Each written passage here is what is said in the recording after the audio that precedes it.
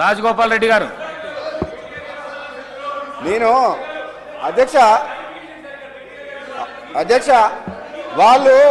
వాళ్ళు ఇప్పటికి కూడా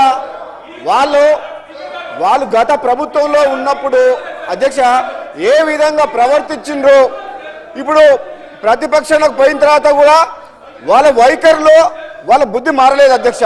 వాళ్ళ పద్ధతులు చూస్తుంటే ఒక మంత్రి, మా బలహీన వర్గాల మంత్రి పొన్నం ప్రభాకర్ గారు మాట్లాడుతుంటే కేటీఆర్ గారు అహంకారంతో కూర్చోని అంటున్నారంటే ఎంత అహంకారం ఉంది ఆ కేటీఆర్ గారికి.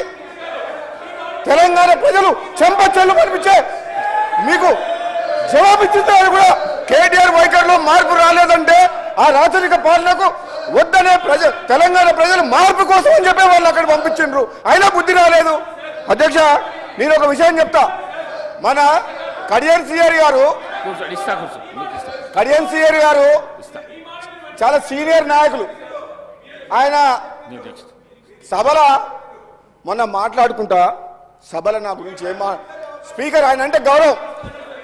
కడియం సిఆర్ గారు చాలా సీనియర్ నాయకులు మేధావి, ఆయన అంటే నాకు గౌరవం.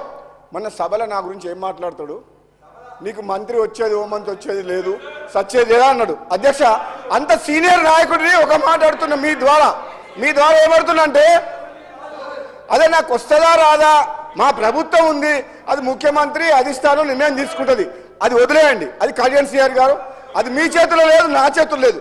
కానీ నువ్వు ఒక ఉద్యమకారుడు తాటికొండ రాజయ్య గారికి నువ్వు 2 సార్లు మోసం చేసినావు. ఎట్లా?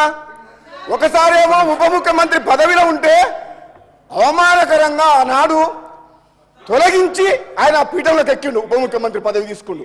ఆయన తెలంగాణ కోసం ఉద్యమ పార్టీ అని చెప్పి ఆనాడు కాంగ్రెస్ పార్టీకి రాజీనామా చేసి టీఆర్ఎస్ పై గెలిస్తే ఉప ముఖ్యమంత్రి పదవిలో అవమానకరంగా తీసేసి పదవిలోకి ఎక్కిన చరిత్ర ఆయనది.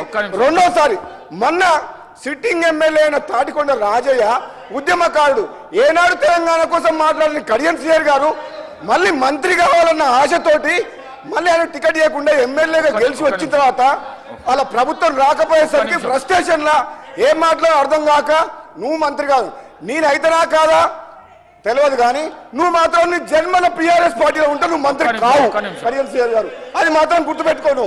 నా గురించి అట్లా మాట్లాడచ్చు అధ్యక్ష మీరు ఒక్కసారి వినండి. రాజగోపాల్ రెడ్డి గారు ఒక్క నిమిషం, రాజగోపాల్ రెడ్డి గారు ఒక్క నిమిషం, రాజగోపాల్ రెడ్డి గారు ఒక్క నిమిషం ప్లీజ్, ఒక్క నిమిషం.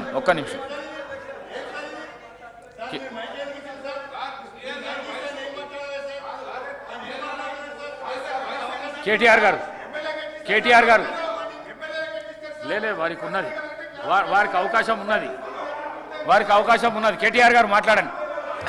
స్పీకర్ సార్, నేను మీ ప్లేస్లలో పోయి కూర్చోండి.